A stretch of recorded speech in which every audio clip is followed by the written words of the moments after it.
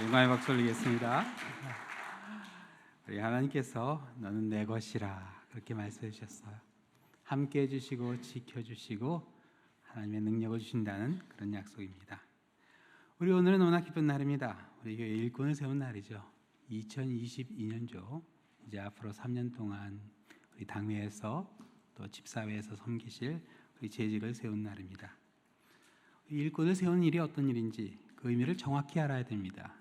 단지 이분들이 섬기는 게 아니라 우리 온 교우들이 함께 섬기겠다 약속하는 날이 바로 이 날입니다.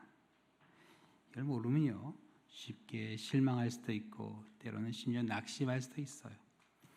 그러나 우리가 하나님 일을 하면서요 우리의 속사람을 날로 새롭게 하시는 하나님의 은총이 그런 어려움과 역경 가운데 있습니다. 저는 여러분이 이제 세워진 우리 일꾼들과 함께 그 축복을 꼭 함께 누리셨으면 합니다. 그런 가운데 날로 새롭게 하시는 하나님의 은총이 우리 랄리한 장로교회를 새롭게 하고 여러분의 각 가정을 새롭게 하게 되기를 우리 주님의 이름으로 축원합니다. 우리 자우님이 인사하시겠어요? 날로 새로워지세요 하고 인사해 주세요. 우리 겉의 모습은 날로 낡아질 수 있지만 우리의 속사람이 새롭게 된 놀라운 역사가 가운데 덮게 하기를 기도하겠습니다. 사랑의 하나님 아버지, 날로 새롭게 하시는 하나님의 은총이 있음을 기억하는 가운데 우리 앞에는 어떤 역경과 어려움이 있다 할지라도 담대하게 하여 주시고 우리를 다시 살리시는 부활의 권능의 역사가 아버지 있음을 기억하는 가운데 담대히 앞을 향해 나아가는 우리 교회가 되게 하여 주시옵소서. 이 아침 말씀 전한 자와 듣는 자가 함께 은혜되게 하여 주옵시며 모든 말씀 예수 그리스도의 이름으로 기도드립니다. 아멘. 오늘 이 본문에 보면 사도 바울이 이상한 고백을 합니다. 직분을 받아 긍휼하심을 입은 대로 만사 형통했다가 아니라 낙심하지 아니하였다 이렇게 이야기해요. 이게 무슨 말이죠? 낙심할 만한 일이 있었단 말인데 어떤 일이었는지 구체적으로 이야기하지는 않습니다. 그렇지만 본문 8절 9절에 보면요 우겨쌈을 당하고 답답한 일을 당하고 박해와 거꾸러뜨림을 당할 만큼 심각한 그런 일들이었습니다. 사도행전에 나온 사도 바울의 1차, 2차, 3차 전도행에 보면요 사도 바울의 사역에는 항상 그런 도전이 있었습니다. 박해가 있었어요. 어려움이 있었습니다. 오늘 이 본문이 나온 고린도 후서를 쓸 당시에도요 얼마나 힘든 상황이었었는지 사도 바울은 고난을 당하여 살 소망까지 끊어지고 사형 선고를 받은 줄 알았다. 그렇게 고린도서 1장 8절에 고백하기도 했습니다. 그러나 사도 바울에게는요 이 세상 사람들에게 받는 그런 박해보다 더 큰 도전과 어려움이 있었는데 그건 바로 교회 안에서의 갈등이었습니다. 밖에 있는 사람들이야 모르니까 그런다 할 수 있는데 알만한 사람들이 교회 안에서 그런 갈등이 일어날 때 참 어려운 그런 상황이었습니다. 이게 바로 사도 바울이 고린도 후서를 고린도에 보낸 이유가 됩니다. 당시 고린도 교회에서는요 고린도 교회를 개척한 사도 바울을 비난하고 깎아내렸던 그런 사람들이 있었어요. 말이 안 되죠. 그 교회를 세운 사람인데 아무것도 없는 데서 전도하기 시작해서 한 사람씩 세워서 교회를 세운 사람인데 아니 어떻게 사도 바울을 비난할 수 있습니까? 어떻게 사도 바울이 한 일을 깎아내릴 수 있어요? 2절에 나오는 숨은 부끄러운 일을 행하고 속임으로 행하고 하나님의 말씀을 혼잡하게 했던 사람들이 바로 이 사람들이었어요. 숨은 부끄러운 일이란 비겁하게 뒤에서 비난하는 일을 가리켜요. 앞에서는 아무 얘기도 못하다가 뒤에서 수군거리는 그런 사람들이에요. 비겁하죠. 속임을 행한다는 말은 바눌기아라는 헬라어에서 번역된 말인데 목적을 달성하기 위해서 수단과 방법을 가리지 않은 파렴치함을 가리키는 단어입니다. 누가복음 20장 23절에 보면 관계로 그렇게 번역이 돼요. 그래서 가이사에게 세금을 바치라 예수님께 물어서 예수님을 궁지에 몰아넣으려 했던 서기관과 대제사장들이 했던 일을 설명할 때 이 단어를 예수님께서 사용하십니다. 또 혼잡하게 했다 하는 것은 불순물을 섞는다는 뜻으로서 하나님의 말씀을 왜곡하는 것을 가리킵니다. 사도 바울을 비난했던 사람들은요, 심지어 사도 바울의 설교가 약하고 말이 시원치 않다는 그런 비난까지 했어요. 이건 목회자에게 할 수 없는 말이죠. 그리고 가장 결정적으로 이들은요, 어떤 얘기를 했냐면 자기들은 사도들의 추천서를 받아서 고린도 교회에서 사역을 하고 바울은 그런 추천서가 없기 때문에 사역할 자격이 없다. 뭐 그런 말도 안 되는 주장을 했던 그런 사람들이었어요. 추천서에 대한 좀 자세한 이야기가 오늘 본문 전에 또 나옵니다. 근데 사도 바울은요, 사람이 쓴 추천서가 중요한 게 아니라 복음을 받아들이고 예수를 영접해서 교회를 세워가는 고린도 교인들 자체가 자기의 추천서라 그렇게 역설했습니다. 그래서 2절에 이렇게 이야기하죠. 오직 진리를 나타내므로 하나님 앞에서 각 사람의 양심에 대하여 스스로 추천하노라. 바울은 5절에 정말로 중요한 것은 누구의 추천서를 받는가 하는 것이 아니라 예수님의 주되신 것과 주되신 예수님의 종으로 섬기는 것이 중요하다. 그렇게 강조합니다. 5절 말씀이요. 우리를 전파하는 것이 아니라 오직 그리스도 예수의 주되신 것과 또 예수를 위하여 우리가 너희의 종된 것을 전파합니다. 여러분, 직분을 받는 사람은 딱 두 가지. 오직 진리 대신 예수님을 나타내고 성도를 섬기는 일에 관심을 가져야 돼요. 하나님께서 나에게 일을 맡기시는 건 다른 일에서가 아니에요. 진리 대신 예수님을 세상에 나타내고 그리고 성도를 섬기는 일에 우리 모든 관심이 모아져야 됩니다. 이게 바로 직분 받은 사람의 올바른 태도예요. 자, 그럼 어떻게 하면 오직 진리 대신 예수님을 나타내고 성도를 섬기는 일을 할 수 있는가? 오늘 이 본문에 보면요, 일에 매진하기 위해서 사도 바울은 두 가지로 우리가 해야 할 일을 정리해 줍니다. 첫 번째, 예수의 죽음을 몸에 짊어져야 된다. 그렇게 이야기합니다. 예수의 죽음을. 사도 바울은요, 고린도 교회에서 바울을 비난하는 사람들과 맞서 싸우기를 원하지 않았습니다. 또 고린도 교회 교인들이 그런 사람들과 싸우기를 원하지 않았어요. 그래서 고린도 후서 2장에 보면 이렇게 권고했어요. 근심하게 하는 자가 있었을지라도 나를 근심하게 한 것이 아니요 어느 정도 너희 모두를 근심하게 한 것이니 어느 정도라 하면 내가 너무 지나치게 말하지 아니하려 함이니라. 저 교회를 개척한 사도 바울을 그렇게 이야기하는데 사도 바울보다 사실 그 고린도 교회 교인들 중에 더 붕괴했던 그런 사람들이 있었어요. 근데 사도 바울은 그분들을 걱정합니다. 6절에 이러한 사람은 많은 사람에게 벌받는 것이 마땅하도다. 그런즉 너희는 차라리 그를 용서하고 위로할 것이니 그가 너무 많은 근심에 잠길까 두려워하노라. 그러므로 너희를 권하노니 사랑을 그들에게 나타내라. 너희가 범사에 순종하는지 그 증거를 알고자 하여 내가 이것을 너에게 썼노라. 너희가 무슨 일이든지 누구를 용서하면 나도 그리하고 내가 만일 용서한 일이 있으면 용서한 그것은 너희를 위하여 그리스도 앞에서 한 것이니 이는 우리로 사탄에게 속지 않게 하려 함이라. 우리가 그 계책을 알지 못하는 바가 아니로다. 사도 바울은요, 교회에 그런 분란을 일으키는 사람들을 용서하라 권고했습니다. 많은 사람에게 벌을 받는 것이 마땅하지만 맞서 싸우지 말라고 그래요. 십자가를 지셨던 예수님을 보면요, 그런 모습을 우리에게 보여주셨죠. 정말 말도 안 되는 그런 거짓 증언으로 예수님을 정죄했지만 따지지 않았어요. 그런 이야기를 하는 사람을 꾸짖지도 않았어요. 여러분, 사탄은요, 우리가 서로 따지고 싸우기를 원합니다. 그렇게 하는 것이 마치 정의로운 것처럼 옳은 일처럼 우리를 속입니다. 근데 여러분, 그 꼬임에 넘어가시면 안 돼요. 바울은 넘어가지 않았어요. 그리고 철저하게 예수님의 죽음을 몸에 짊어졌습니다. 그래서 오늘 보면 10절에 보면요, 바울은 예수의 죽음을 자신의 몸에 항상 짊어졌다 그렇게 고백합니다. 그리고 그런 자신의 모습을 뭐에 비유했어요? 질그릇에 비유했습니다. 질그릇이란 부엌에서 막 쓰는 그런 그릇을 말해요. 쓰다가 깨질 수 있는 그런 그릇입니다. 인간의 연약함과 한계를 의미하는 그런 표현이라 봅니다. 사랑하는 성도 여러분, 우리의 연약함과 한계, 이건 절대로 부끄러운 게 아니에요. 사도 바울은요, 성도들 앞에서 자신의 연약함과 한계를 그대로 인정했습니다.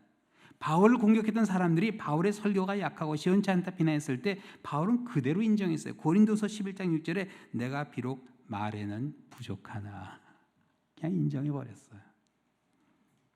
여러분, 우리의 연약함과 한계는 부끄러워할 것이 아니라 당연한 것으로 생각하시면 됩니다. 혹시 주위에 자격을 놓고 따진 사람이 있으면 그냥 자격이 없다고 인정하시면 돼요. 오늘 우리 안수 받으시는 또 이제 세워지시는 임직들, 혹시 누가 자격이 없다 그러면 나는 자격이 없습니다. 인정하시면 돼요. 자격이 없어서 미안하다 사과하면 끝납니다. 근데 여러분, 자격이 되어서 하나님을 섬길 수 있는 사람이 세상에 있기는 할까요?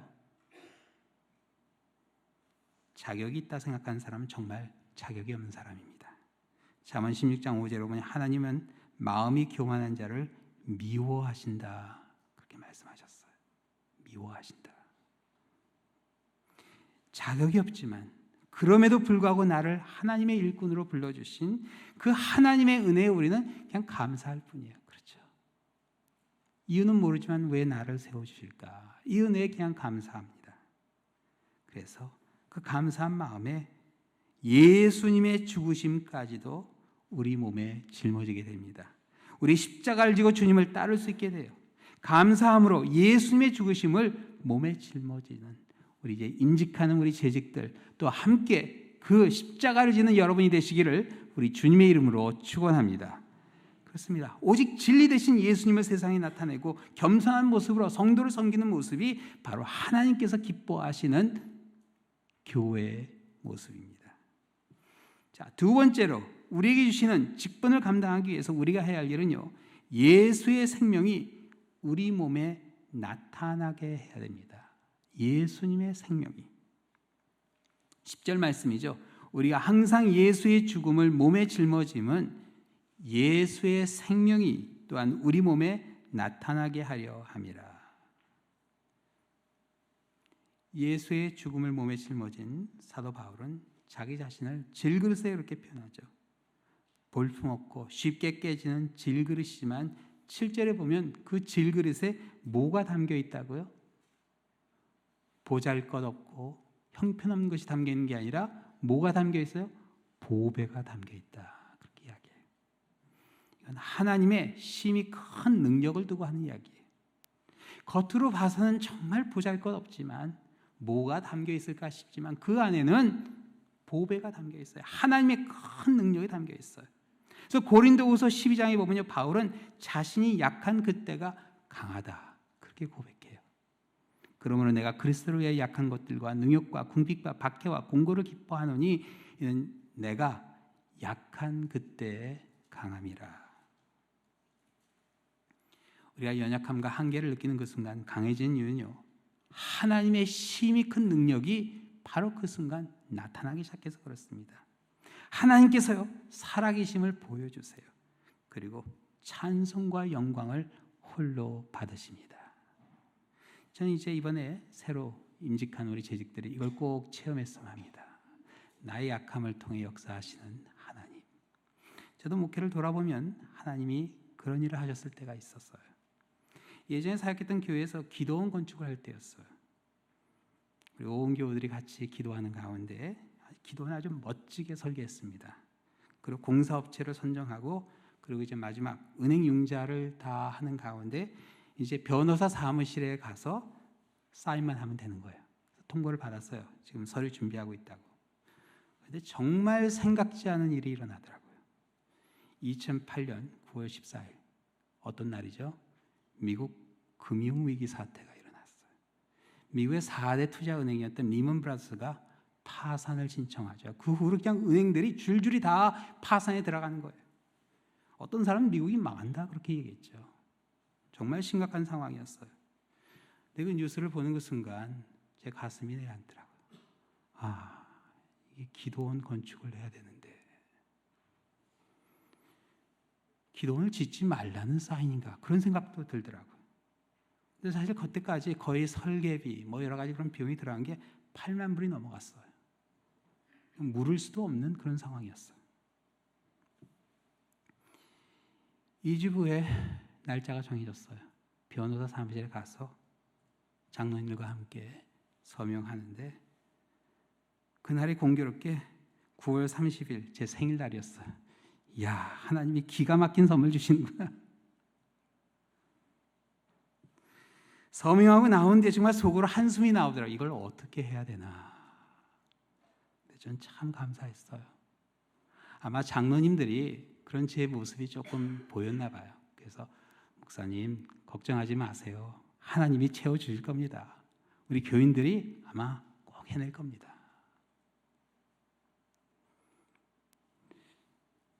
정말 그때 너무나 감사하더라고요. 어떤 생각이 들었는지 아세요? 이분들하고는 불 속이라도 들어가겠다. 그런 생각 들어요. 불 속이라도 뛰어들어가겠다. 그러나 다음 달부터 페이먼트가 시작이 돼요. 인트레스트, 이자를 내기 시작하죠. 어떻게 감당하나. 근데 답은 딱 하나더라고요. 기도하는 수밖에 없다. 얼마나 간절히 붙들었는지 모릅니다. 새벽제단에서 금융위기 사태로 경제가 가장 힘들 때, 미래가 가장 불투명할 때 건축을 시작했는데요. 하나님이 하나도 부족함 없이 다 채우셨어요. 더 힘들 때니까 교인들이 힘을 모으더라고요. 마루도 직접 와서 깔고, 그리고 뭐 밖에 스프링클러도 남성교회에서 하고, 여하튼 뭐 힘을 모아서 그걸 기도원을 만들어 놨어요. 그 끝날 때냐 덤으로 유카탄에 하나님이 수양관도 하나 짓게 해주셨어요. 하나님이 하신 일이었어요. 약할 때 강하게 하세요. 저만 강하게 해주신 게 아니라 교회 전체를 강하게 해주시더라고요. 교회 전체를. 여러분, 질그릇이 깨져야 보배가 나와요. 질그릇이 깨져야 하나님이 일하기 시작합니다. 죽었다고 생각했는데 살려주세요. 부활을 체험합니다. 14절의 말씀이죠. 주 예수를 다시 살리시니가 예수와 함께 우리도 살리사 너희와 함께 그 앞에 서게 하실 줄을 아노라. 기도원 지을 때 제 나이가 43이셨어요. 근데요, 그 후로요, 한 번도 아무리 부족하다고 생각하는 그 순간에도요, 하나님이 책임지신다는 사실 의심해 본 적 없습니다. 다시 살리시는 하나님의 권능 항상 우리에게 확신하게 해주세요. 여러분, 그렇습니다. 우리의 겉사람은 낡아져요. 사도 바울이 성경에 처음 나올 땐 청년이었습니다. 그런데 어느 한순간 나이가 많이 든 어르신으로 변하게 돼요. 그래서 이 편지를 쓸 때는 어르신이 됐어요. 그래서 로마 시대 벽화에 있는 사도 바울의 모습은 대부분 이렇게 대머리고 또 이렇게 아주 좀 호리호리한 그런 모습이에요. 근데 사도 바울은요, 그 연약한 자신의 모습을 자랑했어요. 고린도서 11장에 이렇게 자랑했어요. 그들이 그리스도의 일꾼이냐? 정신없는 말을 하거니와 난 더욱 그러하도다. 내가 수고를 넘치도록 하고 옥에 갇히기도 더 많이 하고 매도 수없이 맞고 여러 번 죽을 뻔하였으니 유대인들에게 40에 하나 감한 매를 5번 맞았으며 39대죠. 그걸 5번이나 맞았으며 3번 태장으로 맞고 1번 돌을 맞고 3번 파선하여 일주일야를 깊은 바다에서 지냈으며 여러 번 여행하면서 강의 위험과 강도의 위험과 동족의 위험과 이방인의 위험과 시내의 위험과 광야의 위험과 바다의 위험과 거짓 형제 중의 위험을 당하고 또 수고하며 애쓰고 여러 번 자지 못하고 줄이며 목마르고 여러 번 굶고 춥고 헐벗었노라. 이 외에 일은 고사하고 아직도 날마다 내 속에 눌리는 일이 있으니 곧 모든 교회를 위하여 염려하는 것이라. 누가 약하면 내가 약하지 아니하며 누가 실족하게 되면 내가 애타지 아니하더냐. 내가 부득불 자랑할진대 내가 약한 것을 자랑하니라. 힘이 있어서 돈이 있어서 물질이 많아서 교회를 세운 거 아니었어요. 정말 순간순간 위험 가운데 40에 하나 감한 매를 5번 맞아가면서 태장을 맞고 돌을 맞아가면서 교회를 세웠습니다. 그래서 갈라디아서 6장 17절에 보면 자기 몸에 예수의 흔적을 가졌다는 얘기하죠. 이건 상징적인 표현이 아니라 정말 바울의 몸에는요 수없이 많은 흉터가 있었을 것 같아요. 돌에 맞은 흉터, 태장을 맞은 흉터, 채찍을 맞은 흉터 가득했을 것 같아요. 겉사람은 여러분 낡아집니다. 나는 선배 목사님 그런 얘기 하시더라고요. 자기는 비누같이 살다 죽었으면 좋겠다. 그게 무슨 말인가 싶었더니, 여러분 비누를 마지막까지 쓰면 이 손바닥이 조금 남죠.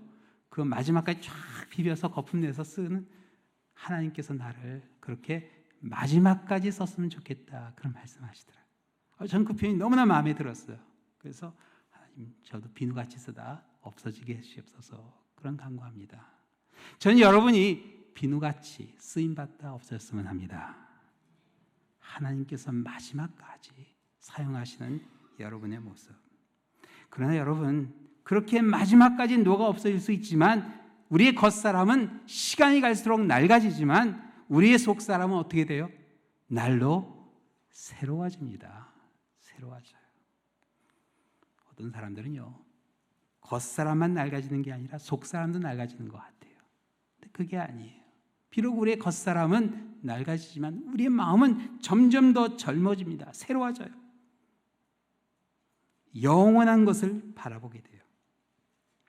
사랑하는 성도 여러분, 보이는 건 잠깐이에요. 내 체력, 능력, 건강, 지식, 이거 다 지나갑니다. 드릴 수 있을 때 드려야 돼요. 질그릇이 깨질까 봐 걱정하지 마세요. 어차피 깨질 그릇이에요. 그렇죠? 아무리 비타민 먹고 운동해봐요. 여러분 몇 년이나 갈 것 같으세요? 깨지기 전에 하나님께 드릴 수 있어야 됩니다. 다시 살리시는 능력을 체험하게 돼요. 역대상 29장에 보면요, 다윗이 정말 전무후무한 일을 하게 돼요. 그가 이제 마지막을 앞두고 어떤 일을 하죠? 그래, 내가 이렇게 살다 죽으면 이제 내 아들이 성전을 멋지게 짓겠구나. 그게 아니었어요. 이제 마지막을 보면서 사람들을 모으죠. 그리고 자기가 한평생 모은 그 모든 것들을 다 하나님께 드린다. 여러분 그거야 할 수 있는 일이라 생각할 수 있어요. 근데 다윗이 그 다음번에 모든 사람들이 경악할 만한 그런 일을 하죠. 자기 왕관을 벗어서 내려놓습니다. 절대 군주가 할 수 없는 일이에요. 절대 군주는요, 죽기 전까지는 왕관이 내려올 수 없는 겁니다. 해 아래 두 왕이 있을 수 없는 거예요. 그 왕관을 내려놔요. 그리고 그 왕관을 아들에게 씌워줍니다. 영원한 것을 바라보았던 다윗이 할 수 있었던 일이에요. 하나님의 성전을 짓기 위해서 하루빨리 그 성전이 지어지기를 바라는 마음에서 믿음으로 그 왕관을 내려놓습니다. 다윗이 마지막으로 보여준 새로운 모습이었습니다. 속사람을 날로 새롭게 하시는 하나님의 은총. 우리의 겉사람은 비록 낡아질 수 있지만 우리의 속사람이 새롭게 되는 그 모습을 한결같이 보여주시는, 이제 임직하시는 우리 2022년도 우리 재직들, 또 이들과 함께 새로워지시는 여러분이 되시기를 우리 주님의 이름으로 축원합니다. 기도하시겠습니다. 사랑의 하나님 아버지, 저희들 주님께서 우리를 들어 사용해 주시는 은총에 감사드립니다. 비록 우리의 겉사람은 낡아지지만 그런 가운데 우리의 속사람을 새롭게 하시고 다시 살리시는 하나님의 권능을 보여주시는 하나님의 놀라운 은총을 체험하게 하여 주시고 그 가운데 온전히 주님께 드려지는 우리의 삶이 되게 하여 주시옵소서. 모든 말씀 예수 그리스도의 이름으로 기도드립니다. 아멘.